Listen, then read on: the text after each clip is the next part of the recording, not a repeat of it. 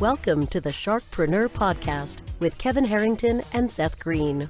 Kevin Harrington is the inventor of the infomercial, one of the original sharks from the hit TV show Shark Tank, and has generated over $5 billion in TV and digital direct response sales. Seth Greene is the world's first trusted authority on cutting-edge direct response marketing, a best-selling author, and the only 3-time Marketer of the Year nominee. On the podcast, Kevin and Seth interview sharkpreneurs who share straight talk on what it takes to explode your business. Do you want to become insanely successful?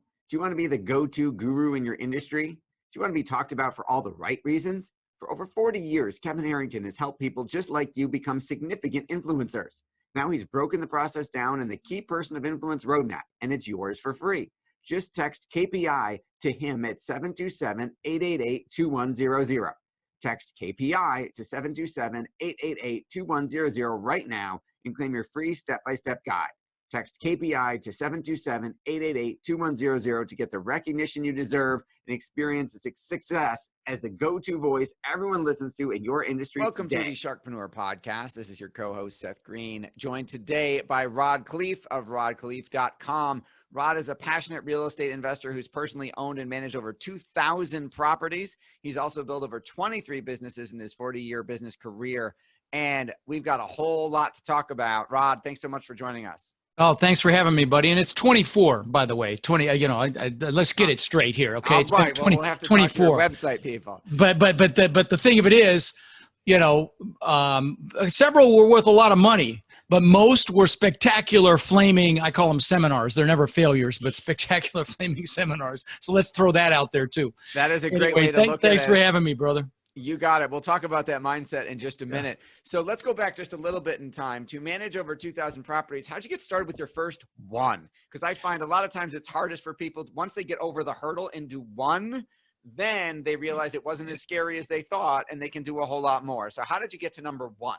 Well, I will tell you, if you don't mind, let me pre-frame this just for a minute or two. So I immigrated to this country when I was 6 with my brother Albert, my mother's Vantje. I was born in Holland, in the Netherlands, and we ended up in Denver, Colorado, and we didn't have much. In fact, we wore Goodwill clothes until I could get a job in junior high school, buy my own clothes. Day-old food, day-old bread rather, and expired food, But luckily, my mom was an entrepreneur, and she babysat kids so we'd have enough money to eat. And she invested in the stock market with her babysitting money, and she bought the house across the street from us when I was about 14 for about $30,000. And when I was 17, she told me it had gone up $20,000 in her sleep. And I'm like, what? Wow. Through college, I'm getting into real estate. So I thought I was going to make money being a real estate broker. So I got my broker's license when I turned 18, and thinking that was my path to riches.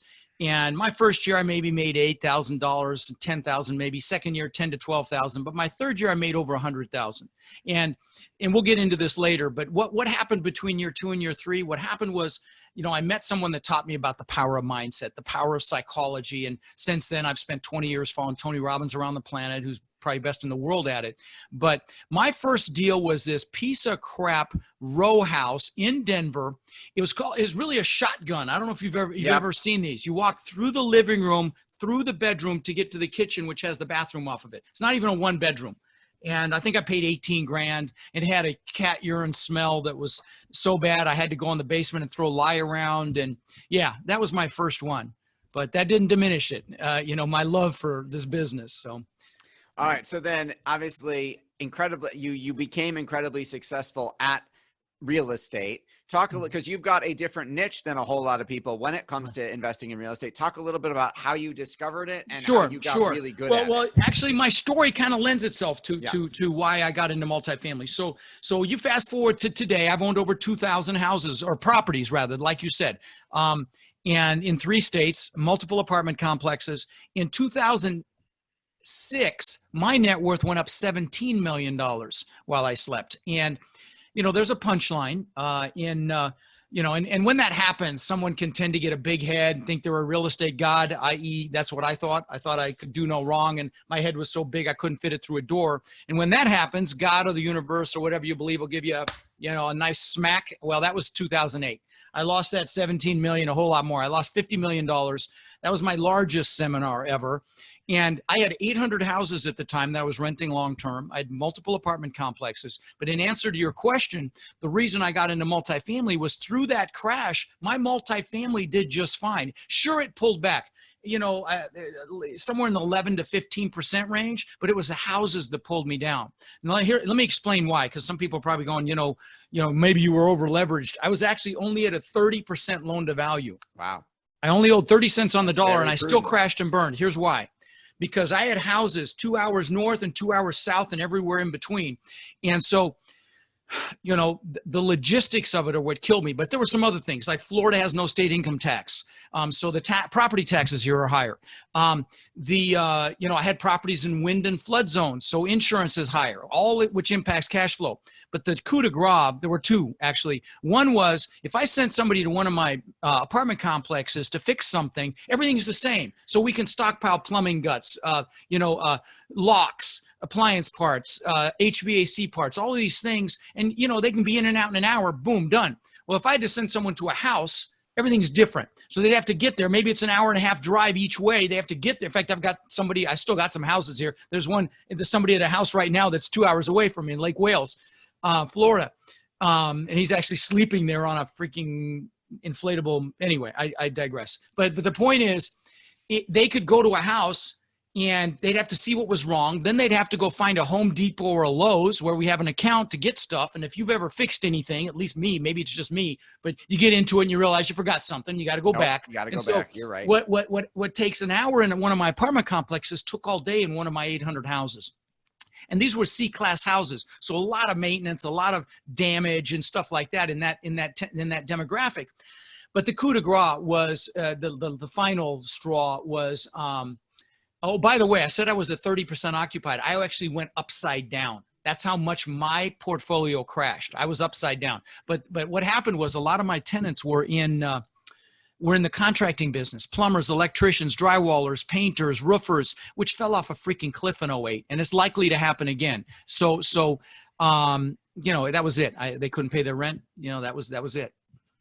So how do you deal with that type of significant negative financial event? How do you stay sane? How do you stay upbeat? How do you recover from that? Because that's probably an even bigger lesson and more important than just the paper. Certainly a timely lesson as it relates to all this Corona crap that's happening stuff right now. Right.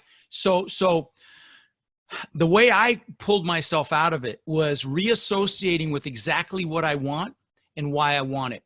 And so, like at my live events, which who knows when I'm going to be able to do another one. I had to cancel one that was going to be 700 people in Orlando in May.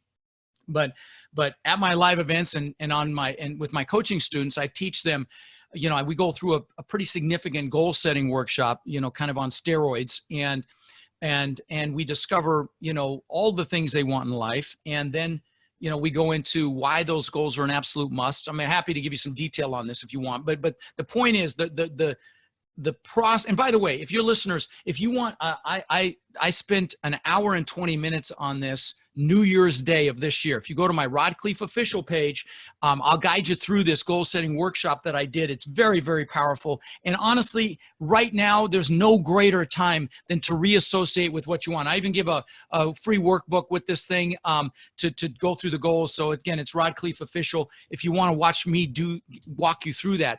But how I was able to recover and how people today are going to be able to push through the fear is to focus on what they want. Because, if you're focused on, if you CNN or Fox, God forbid, it's all negative. I mean, the news is not there to inform us. It's there to startle us. And so, it's gripping. I just saw a post today that now they're saying half the critically ill people are under 60.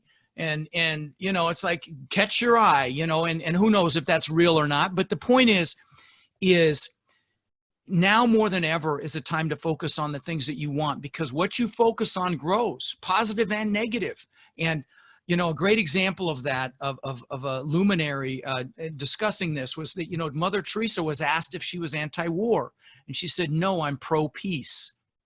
Okay, so, where focus goes, your energy flows. And so it's so critical to focus on the things you want. It's very hard to do, but that's what I had to do in 2008. That's how I got past it. That's how I, got back to, the success that I'm blessed to have today. So that I don't know if that answered your question. It does answer the question. Yeah, okay. It was an excellent answer, and the longer version should fill a book if it doesn't already. So let's talk about, so that was the bounce back from 2008. Let's talk about what you've been up to since then and what you're doing now. Sure. Well, we bought 1,000 doors last year. We've got 800 under contract right now, and they're all fantastic deals. Because of what happened to me, I'm even super conservative. I'm much more conservative than the average investor. And we've got properties at 65% loan to value that we bought that way day one. Properties where we have $1 million in operating reserves, we stress test our deals now at a 25% vacancy rate. And by the way, we've got a couple screaming deals. So if you're accredited, please reach out to us. Text the word partner to 41411 and talk to us about it. We've got a beautiful asset in Cincinnati, in a really, buying it really well. We've got an asset here in Bradenton, Florida that we're closing on. So some really screaming deals happening right now, but that's what we're up to. And, so I've got that side of my business, the acquisitions business. And then I've got the thought leadership side. I've got, several hundred coaching students, got an incredible ecosystem that we've built. And, again, I was doing live events. Every event so far has been sold out, but, who knows when that'll happen again. But my next event is in August in Dallas, if all this settles down. But we're still, we're digitizing as much as we can. So right now, this country needs leaders. And I just did a Facebook Live on this last night about leadership in crisis and how, people are watching and needing calmness and positivity and setting an example of, and also, many of us have businesses like myself that we have to completely rewrite. So I'm planning to live stream that event I was going to do live in May from my studio here at home.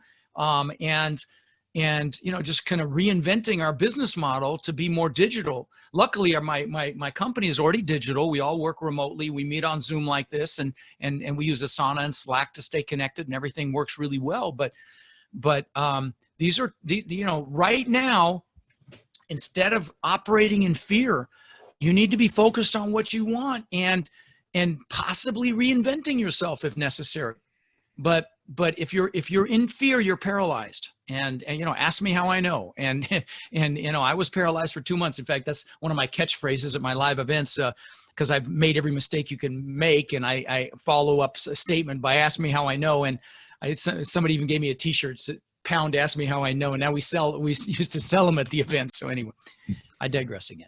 That's awesome. So tell us a little bit about, so at those live events, tell us a little bit, is that a personal development event? Is that a real estate investing? Tell us a little bit about what people learn. I shouldn't immediately say no. It is absolutely a personal development event, but it's everything you need to know. Well, I shouldn't be global like that. We spend 3 days talking about multifamily real estate, how to establish your investment criteria, determine a market and what to look for in that market, how to evaluate it, the websites to use, how to build your team, how to find off-market deals, either through direct marketing or through brokers, how to do, extensive due diligence. In fact, I'll add to that in just a second, but how to, finance and fund the deal, how to raise all the money you need for the deal, how to manage the deal. And I mean, it's drinking through a fire hose, and this live stream we're going to do is going to be mostly real estate. There will be some mindset. Some of the mindset requires the total immersion with the lights down and music and all that, but I'm going to do whatever I can. But guys, the reason that I incorporate mindset is it's 80 to 90% of this. If it was just knowledge, there'd be a bunch of wealthy librarians and college professors out there. It's actually doing something with what you learn. And so, but back to the due diligence, I wrote a book. It was 200 pages, and I gave 20,000 copies away. Finally, my team's like, "Hey, knucklehead, let's put it on Amazon and make some money with it." So it's on Amazon now and bestseller in 3 categories. But in its place, I created this due diligence checklist, and it's 70 pages. It's called a tool book, and I'll give it to your listeners for free if they're interested in multifamily. I know you get a lot of different vehicles for success on this show, but if you're interested in multifamily, text my name, Rod, to 41411. We'll give it to you. It's not a sales piece. It's not fluff. It is pure content. It's like a due diligence checklist on steroids. It's every question you could ever possibly need to ask if you're buying an apartment building or a duplex, triplex, not for houses, but it is freaking awesome. So, I'm very proud of that. So don't hesitate to get that from us. And if you're interested in multifamily, just let me say one other thing. I've got the largest multifamily Facebook group on the planet now. There's over 32,000 people in it, and you can't market there, you can't promote there, but it's total education. I'm going live there tomorrow night with an Ask Me Anything thing just to try to hopefully calm some people down with what's happening. But if you go to multifamilycommunity.com, it's a direct link to that Facebook group, and it's incredible value. And of course, there's tons of free stuff on my website, which you mentioned when you opened up. But anyway, I'm right now more than ever. Business owners need to add as much value as they possibly can. That is my total focus.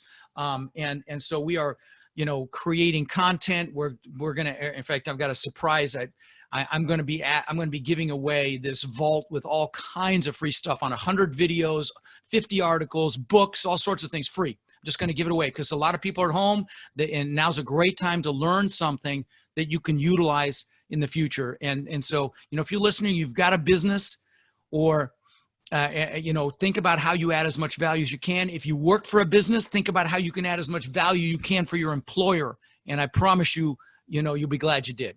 All right. Thank you so much. Fascinating interview. We greatly appreciate your time. We know how valuable it is. This has been Seth Greene with Rod Khleif. Text Rod to 41411. Check out multifamilycommunity.com, rodkhleif.com, and the other links in the other text messages he mentioned in the interview. Rod, thank you so much for joining us. My pleasure. That was fast and sweet, man. Shortest interview I've ever had. Oh, thank you. You fire hosed. I mean, there was so much content packed in there. I don't know if our listeners could handle more. I can't imagine 3 days. That's got to be an incredible experience. Thanks, everybody, for watching or listening, and we'll see you next time. Do you need money to fund your idea, product, or service? Are you ready to take your business to the next level but need capital to get it done? Kevin Harrington has heard more than 50,000 pitches and knows how to help you make the perfect pitch to get the funding for your entrepreneurial dream. He's distilled the process down in his perfect pitch cheat sheet, and it's yours for free. Just text PITCH to him right now at 727-888-2100. Text PITCH to 727-888-2100 right now and claim your free perfect pitch cheat sheet. Text PITCH to 727-888-2100 to start funding your dream today. This show has been produced by Market Domination, LLC. To discover how you can have your own show completely done for you and turn it into a real published book and become the authority in your marketplace, go to www.marketdominationllc.com/podcast offer.